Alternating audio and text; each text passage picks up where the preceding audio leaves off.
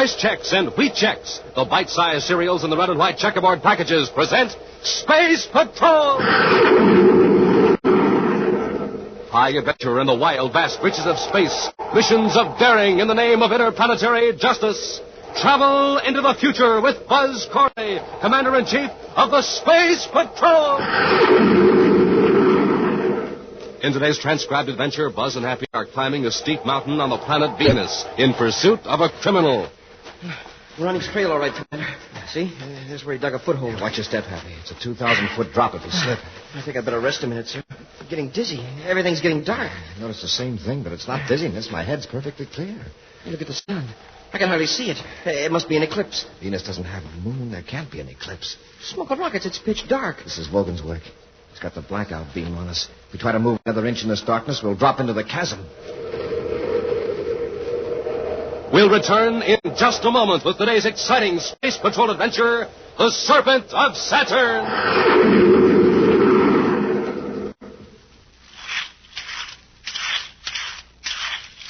Here he comes, gang. Here he comes. The fastest boy on roller skates in the neighborhood.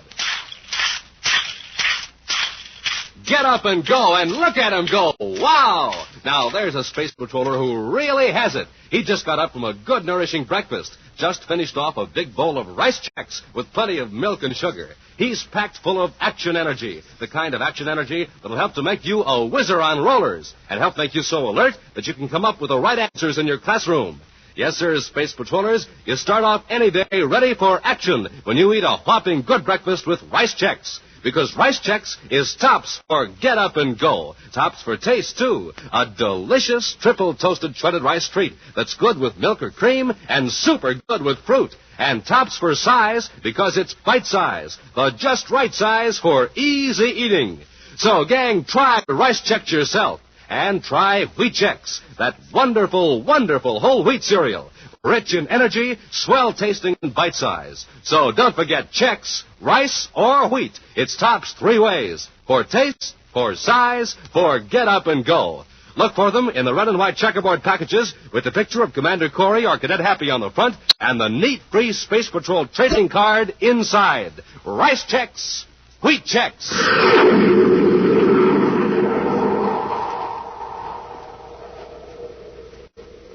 And now, today's Space Patrol adventure, The Serpent of Saturn.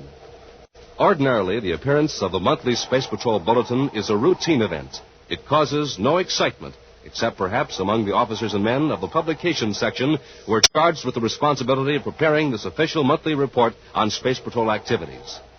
But this time, there is considerable interest in the document by every level of command. In his central office at Space Patrol Headquarters on Terra, Commander Corey frowns and shakes his head as he examines a copy of the bulletin. Cadet Happy, returning from an errand in another part of headquarters, fails to notice the commander's unusually serious manner. Gee, Commander, everybody's sure studious all of a sudden. All over headquarters, people are reading the bulletin, even the file clerks. I guess the editors added a page of jokes. There's certainly nothing funny in this issue of the bulletin, Happy. Sorry, sir. Especially in the Secretary General's notes in the margin of this copy. Something wrong? Plenty. Those robberies, is that it? Partly, but it's more than that. You realize that in the past 10 days, there have been 23 cases of assaults against space patrollers, and all apparently without reason. I heard about a couple of them, sir. One on Venus and another one on Pluto. Well, if we hadn't been so busy on Neptune the past week, I'd have alerted our men to take special precautions. Now, take a look at this breakdown here in the bulletin. All over the solar system. Lowell City, Jupiter City, the Lunar Fleet. And in every case, our men were the victims of unprovoked assaults. Jumped from ambush, beaten. But why? Well, I think it's part of a carefully organized attempt to demoralize the Space Patrol. You mean some sort of a gang is behind it, Commander? Yes. Looking at each incident individually, one might think that a group of hoodlums just decided to gang up on a Space Patroller. Uh-huh. When you put them all together, a rather interesting coincidence shows up. You notice whenever a beating occurred, a robbery followed within a day or two in the same locality. Oh, then you think the gang behind the robberies is also behind the beatings? Yeah, it's about the size of it, Happy. Apparently, the plan is this, to try to get our agents concerned about their own personal safety and reduce their efficiency. Well, if it keeps on like this, it might work. We're not going to let it. This gang has succeeded so far because it's well organized and evidently has spies in high places. What's the plan, sir? Well, the last attack on space patrollers occurred in Jupiter City at the spaceport, right? Yes, sir. Those two off-duty pilots. Oh, you mean if they follow the pattern, the gang may be planning a robbery at Jupiter City? Exactly. And the only thing we can do now is to alert our men in Jupiter City. Major Robertson to Commander Corey. Robbie's calling, sir. Yes, Robbie? Commander, we've got another one. A robbery? Yeah, and it's really serious. The model of the blackout beam has disappeared right out of the Jupiter City lab. Jupiter City? Hey, Commander, you sure called that one. Yes, but too late. Robbie, blast off for Jupiter City immediately. Yes, sir. Make a thorough check of security measures. I want a brainograph test made of everyone at the Jupiter City lab. Spaceophone a complete report to me. Meantime, in one of the finest buildings in Saturn City, capital of the ringed planet, a huge, broad-shouldered man sits behind a desk in a large but simply furnished office. Coiled on the desk, in a lifelike pose, is a startling example of the taxidermist's art, a hooded cobra. The large man presses a button, and a moment later, a door opens, and Thad Bogan swaggers in. Yes, Mr. Gargeth? Logan, the Venus Express will blast off in half an hour. You will be aboard. Yes, sir. When you arrive in Venus City, we'll charter an atmosphere ship and go to our hideout at the base of Mount Janik. You will pose as a botanist collecting samples. I understand the Venus wildflowers are quite beautiful this time of year. You can admire the flowers while you wait for Preston. What's my business with Preston, Mr. Gargeth? You will give him an instrument which you will find in the emergency tool locker of the atmosphere ship. The light neutralizer. Oh, you've got the blackout beam. Of course. Right out of the Jupiter City Space Patrol laboratory. I'll bet Corey's tearing his hair. Unfortunately for our cause, Corey is given to more direct and effective action. However, I think we can divert Corey's attention. That'll rough up some more of his men? This time I'll rough up Corey himself. That's taking on quite a job, isn't it, Mr. Gargeth? It's time we struck at Corey before he strikes at me. Yes, but how? It's very simple. Corey will be informed that the Cobra will rob Automatic Factory R-18 outside of Saturn City. But, Mr. Gargeth, the Space Patrol doesn't even know your organization exists. Why tip them off? We can't hope to keep our operations a secret indefinitely. Corey must have figured out by now that these robberies have been masterminded by one organization. Yes, but to use our secret name. Why do you think I selected Cobra as my insignia? Well, You think I'm just being melodramatic, don't you? I selected the Cobra as an emblem because of its psychological effect. To the average person, the Cobra suggests something silent, ominous, and deadly. Isn't that right? yes, Mr. Gargeth. Fear is a useful weapon. Before long, we will have the inhabitants of all 10 planets shuddering at the mention of the Cobra. Even the Space Patrol. But how does that take care of Corey? You think Corey would miss a chance to capture the leader of a gang that has pulled off more than 20 daring and successful robberies? Oh, I don't suppose he would. That's why I'm going to lure him to Factory R-18. Just how are you going to do that? There's a civilian clerk named Walter Reiner at Corey's headquarters on Terra. Oh, yes, he gave us some information once. Reiner isn't much use to us, too undependable. But I'm going to plant some information on Reiner and have Corey tipped off. Corey will think he's uncovered a plot. And fly right into our trap. Sometime later, at Space Patrol headquarters on Terra, Appy enters the commander's office with an extremely nervous young man, Walter Reiner. This is Reiner, sir. Thanks, Happy. Sit down, Reiner. Yes, Commander, thank you. I'll tell you why I've brought you here. I've received 2 anonymous tips that you have some information about a robbery. A robbery?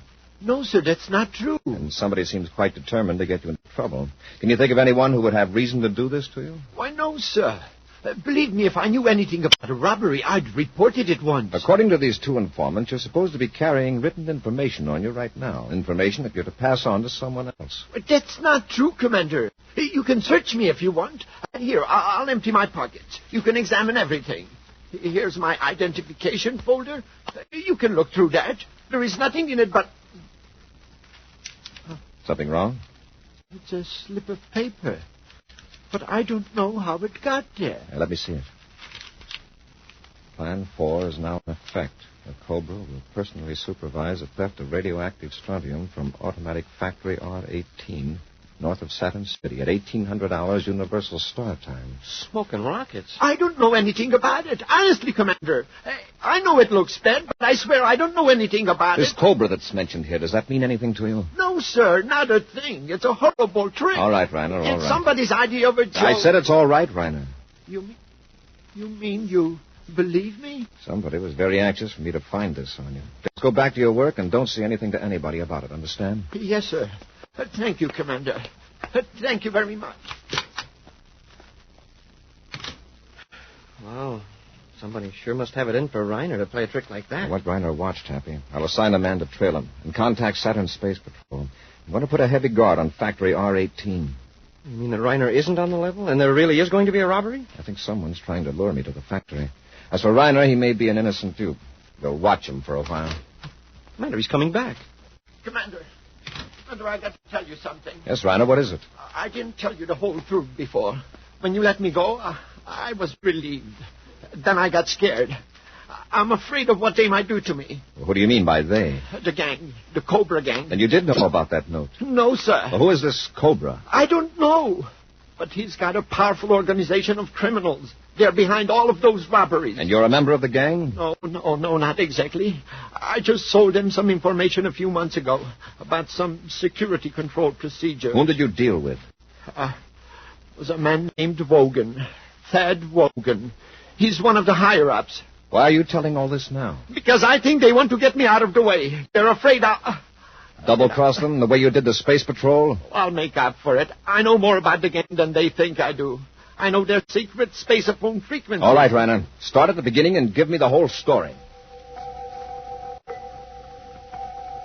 Even after hours of careful questioning, Commander Corey is able to obtain only a few useful bits of information about the band of criminals. Then, with Reiner in custody, Buzz and Appy began the tedious task of checking the gang's frequencies. Nothing on this band so far, sir. You suppose Reiner made a mistake in the frequencies? What he told us checks with the brainograph test. Imagine that little rat selling security secrets. I'd sure like to know who's the head of this. Bogan calling Cobra. Hold it, Happy. Bogan to Cobra. You've got something. Bogan to Cobra. Cobra here. Go ahead, Bogan. I'm set up at Mount Janik. Have you tried the neutralizer? Yeah, it works fine. We can put it to uses the Space Patrol never dreamed of. They've got the light neutralizer. All right. Preston will relieve you of the machine at about 1700 hours tomorrow. Just sit tight, Cobra out. Mount Janik. It's about 300 miles north of Venus City. Let's get to the ship, Happy. Vogan is going to be relieved of that light neutralizer sooner than he thinks. High above the cloud-draped peak of Mount Janik, the Terra 5 circles slowly. Then, using repel array, begins to descend as Buzz and Happy scan the terrain by sensitive viewscopes. In a small building at the base of the mountain, Thad Vogan clicks on a spaceophone. Cobra calling Bogan. Come in, Bogan. Vogan here, go ahead. Something's gone wrong. Don't wait for Preston. Take the light neutralizer and get out of there. What's the matter? Corey didn't fall for that robbery. He's arrested Reiner, and the little scut knows more about our organization than you thought he did. He doesn't know a thing about it. Nothing that could hurt us anyway. Look, Bogan, do what I tell you. Get the neutralizer and get out of there. I'll contact you later. Cobra out. Now listen, boss. What's he getting all excited about? Everything was just fine and... Who could that be? Well, this paralyzer ray will take care of the situation.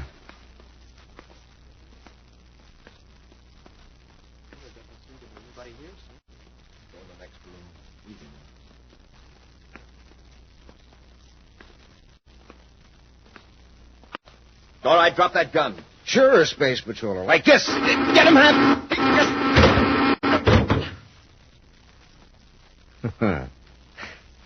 Now, while you're both relaxed, enjoying the effects of my paralyzer ray, I'm going to make sure I won't be bothered by you again.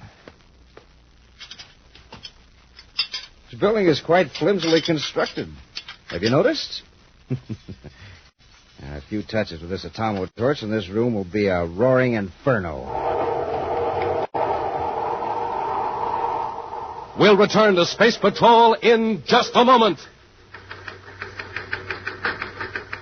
The This is Dick Tufeld in Los Angeles reporting on a plane that can fly 1,000 miles without refueling, the North American FJ-2 Fury. In a moment, we'll hear from the well-known test pilot on this Navy jet plane, J. Ray Donahue, Jr. The Fury is a carrier-based fighter armed with 4 20-millimeter cannons. It flies 650 miles per hour, has an altitude mark of 45,000 feet, its length 37 feet. Now, J. Ray Donahue, Jr. recorded at Edwards Air Force Base. To fly at supersonic speeds, a test pilot must have plenty of energy. That's why I always get a good night's sleep and start the day off with a good breakfast cereal like Rice Chex or Wheat Chex. They have plenty of energy, and they taste mighty fine. And I know that you'll like them, too. No other cereal, puffed or flaked, contains so much nourishment in such concentrated bite-sized form. So take a tip from J. Ray Donahue, Jr., Bob Love, and other top test pilots. Make your cereals Rice Chex and Wheat Chex.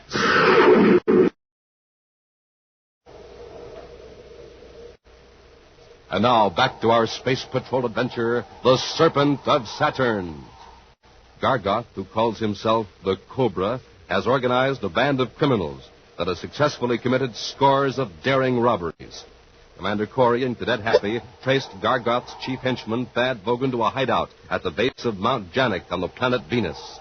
When Buzz and Happy entered the small building, Vogan rendered the space patrollers helpless with a paralyzer ray. Then, to prevent pursuit, he set fire to the building. Now, as the flames roar about them, Buzz and Happy struggle against the effects of the paralyzer ray. Hey, Commander, I can move a little. Try to stand up, Happy. The heat. This place is like a furnace. If we can't shake the ray effect off in a couple of minutes, we're finished. I can move my arms, but I can't stand up. I made it. My legs are numb, but I can walk. Here, give me your hand. Lean on me. It's wearing off. I'm going to make it. A few more steps, we'll be outside the building.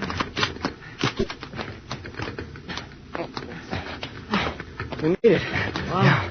I got a lucky break. The charge in Vogan's ray gun was fairly light. Commander, look back at the building. We got out just in time. Can you see Vogan anywhere? No, sir. The smoke is too thick. Hey, but he couldn't have blasted off yet. Would have hurt his ship. There he is, headed for his ship. Yeah, I see him now. Hey, what's that he's carrying? Must be the light neutralizer. Oh, if my legs weren't so numb, we could catch him. Uh-oh, he saw us. I just wish he'd come back here. He acts like he's considering it. Well, he's not going to risk getting within range of our ray guns. I bet he wishes he'd taken them from us. He was so sure his fire trap was going to work. Hey, that's funny. He's not going to his ship after all. He's heading for the mountain. Come on, Hap, let's try to follow him. Yes, sir. Why didn't he go to his ship? We couldn't have stopped him from blasting off. Well, it's an atmosphere job. Well, he probably figures we could space a phone for a patrol ship to go after him. Yeah, sure. He's taking a chance on losing us on the mountain. Have you managed to space a phone, Hap? Yes, sir. Report to Venus City headquarters and keep on after Vogan. With Buzz and Happy doggedly following him, Thad Vogan climbs higher and higher up the steep face of Mount Janik. At first, he outdistances them. But as the minutes go by, the effects of the paralyzer ray wear off, and Buzz and Happy start gaining on Vogan. Vogan's sure hanging onto that light neutralizer. If you throw it away, he'd be able to climb a lot faster. He won't drop it till he has to. I hope he hangs on to it. After the way we're risking our necks to get it back. I'll say this for Vogan. He climbs like a mountain goat. I'll say. Hey, Commander, is that model the only light neutralizer in existence? Yes. This model was to be tested, then if proved successful, a larger model was made into a spaceship. Well, does it really black out light completely? It can, but it's designed to reduce the sun's glare on ships making flights on sunward vectors, particularly between the inner planets. It sure would come in handy on construction jobs and space platforms. Uh-huh. Hey, it looks like Vogan's going to take us clear to the top. Make sure he doesn't get directly above us and drop a rock on us. We're still on his trail, sir. See? That's where he dug a foothold. Watch your step, Happy. It's a 2,000-foot drop if you slip. I think I'd better rest a minute, sir. Getting dizzy. Everything's getting dark. I noticed the same thing, but it's not dizziness. My head's perfectly clear. Hey, look at the sun. I can hardly see it. Hey, there must be an eclipse. Eclipse on Venus? Yeah, that's right. Venus doesn't have a moon. Well, there can't be an eclipse. But something's shutting off the sun. It's a heavy fog, maybe. Don't move, Happy. Smoke and rockets. It's pitch dark. Vogan's turned the blackout beam on us, the light neutralizer. If we try to move another inch in this darkness, we'll drop into the chasm. Well, isn't he in the same fix we are? Not necessarily. The neutralizer can be adjusted to dim out light all around you, or it can be focused in a beam. If we only had our atomo lights. They wouldn't work, Happy. The field of the neutralizer cuts out all light waves. What are we going to do? We can't go back down. We can't go ahead, and... Well, Vogan's got us at his mercy. There's one thing. He can't see us. He doesn't have to see us. All he's got to do is wait until we make a false move, and we're goners. Wait a minute, Hap. There's a good-sized rock here next to me. I can feel it. I'm going to try to give it a shove down the side of the mountain.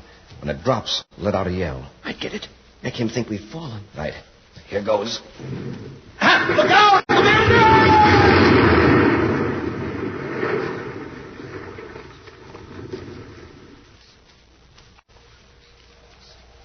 How was that? Very realistic. For a minute, I was afraid you did fall. Press close to the cliff and keep very still. Hey, he turned off the neutralizer. I can see. He'll probably wait to be sure we're gone. Oh, I hope he doesn't come back down here to investigate. Vogan to Cobra. Vogan to Cobra. Listen, he's got a miniature spacerphone. Turn your volume up, Hap. Vogan to Cobra. Cobra here. Where are you? Halfway to the top of Mount Shonic. Corey and his cadet were after me. What? We're on Venus? Right. Take it easy, Mr. Gargant. It's all right. Corey and that cadet won't bother us anymore. I took good care of them. Good. How? I turned on the light neutralizer. They couldn't see in the blackout beam and fell off the ledge. Nice work, Vogan. Yeah, but I'm still on the mountain, and I don't like it. I'll come and get you. Think I want to wait up here while you come all the way from Saturn? I'm not on Saturn. I'm in a spaceship not very far from Venus. Well, that's better. Get her as soon as you can. Corey may have notified the Space Patrol before he fell. All right, you get to the top of the peak. Everything looks clear. I'll land and pick you up. Cobra out. Hurry. So the Cobra's name is Gargant. Vogan thought he was on Saturn. Probably that's the headquarters of the outfit. It's possible. What do we do now? Tip off the Venus City Space Patrol? Use our spacerphone. Vogan might hear it. Sure. We'll take a chance on sneaking up on Vogan. If we capture him before Gargant gets here, we may be able to trick him into landing. Yeah, and then we'll have the Cobra. Come on, let's go. Stay close to the cliff so he can't see it.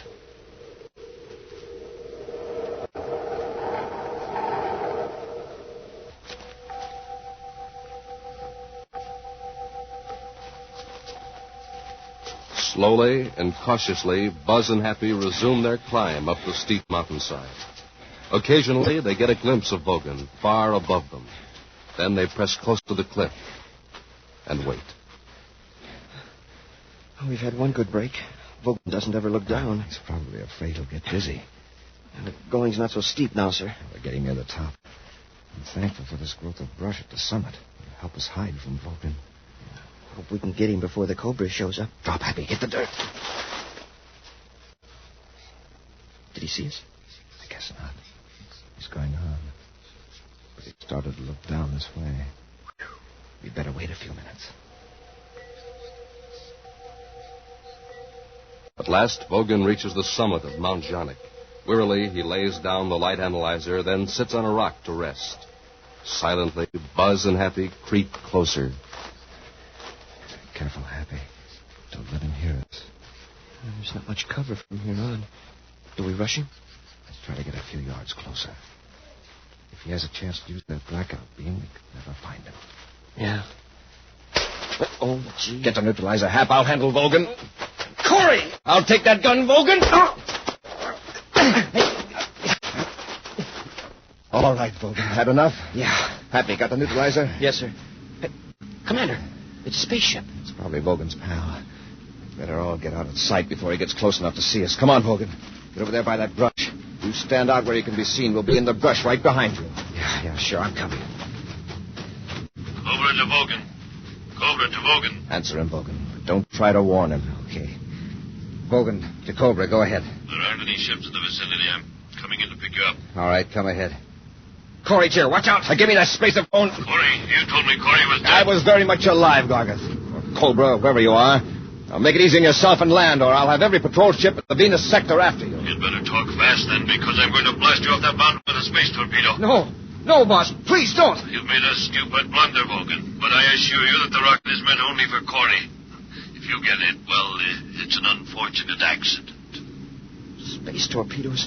We don't stand a chance. We've got to hide. We've got to hide. Happy sure your space phone's turned off? It is, sir. Good. Let's have a look at that light neutralizer. That's not going to save us, not from torpedoes. See, this setting ought to be about right for our purpose. Now, we'll just set the neutralizer here on the ground. Come on. Get out of the field of darkness, quickly. I can't see. Of course you can't, stupid. Just do what the commander tells you. Come on. Hey. We're out of the field. He can see us. If you stay in the brush, just get far away from that field of neutralized light. Yeah, this should be safe enough. Commander, you've made a nice target. From here in the ship, the field of darkness looks like a black hole on the top of the mountain. A black round hole. Somewhere inside that hole you were hiding. So futile, Commander. So pathetically futile. He's making a pass right over us. Fired a torpedo.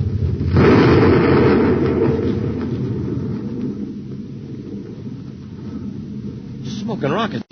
The field of darkness is gone. And when you look at that hole, what a blast. Yeah, there goes a perfectly good light neutralizer, blown to bits. Yeah. And also, there goes the Cobra. He figures he finished us. You sure he's not coming back? Doesn't look like it. I sure hate to see that crook get away. He'd better enjoy his triumph while he can, Happy. Because we're going after the Cobra, and we won't give up till we get him.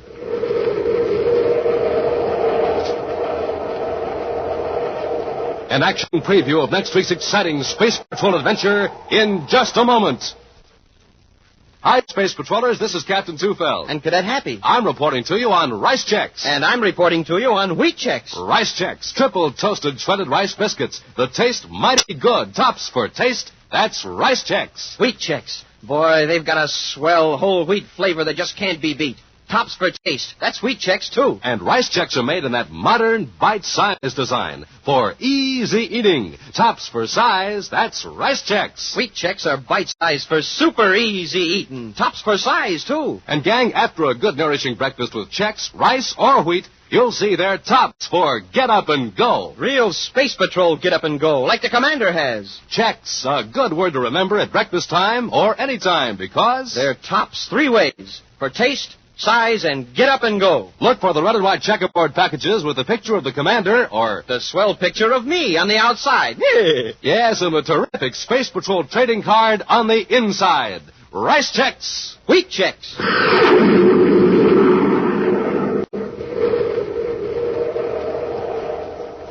And now, a preview of next week's exciting Space Patrol adventure. Buzz and Happy are exploring the system of unused water mains under Jupiter City, searching for a hidden laboratory operated by the Cobra Gang. After trudging nearly a mile in a crouched position, Happy moans. Oh, my aching back. I sure wish this pipe was 6 inches bigger. From the chart, the lab should be just a few hundred yards ahead.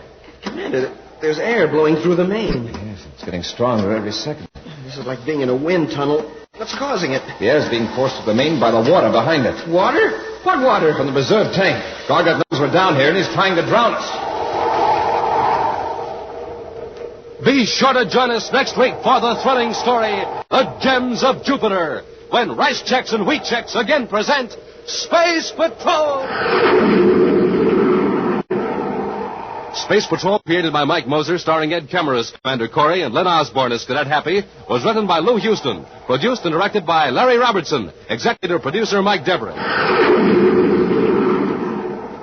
Other players were Ken Mayer, Norman Jolly, and Bela Kovach. Dick Tufeld speaking.